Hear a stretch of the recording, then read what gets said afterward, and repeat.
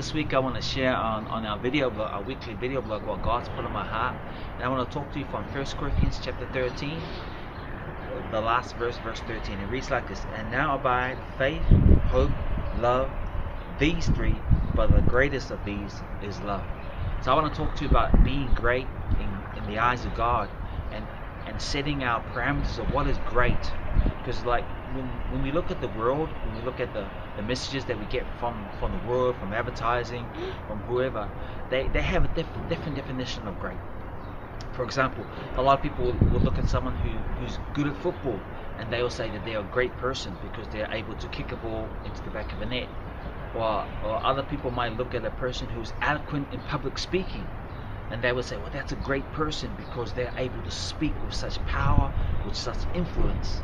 And other people would say, you know, that they're such a great person because they have great company, and they have a multitude of possessions and things that makes them great. And those are all awesome things, and we're not discounting them. And so the world has a different definition of what it is to be great. And so I want to put before you that we need to, if we're going to define what a great person is, we need to look at it the way God looks at it.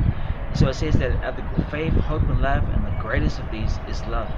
Jesus said this, that you shall know my disciples by the love that they show for one another.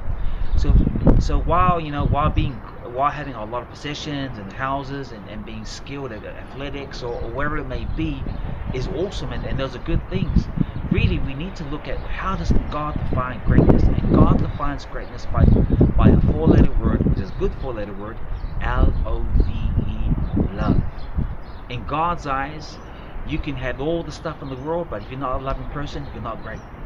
You can be the most eloquent speaker and say great things, but if in God's eyes you're not a person loved, you're not great. And so I want to challenge you this week: define greatness by how God defines greatness, which is walking in love, walking in His unconditional love.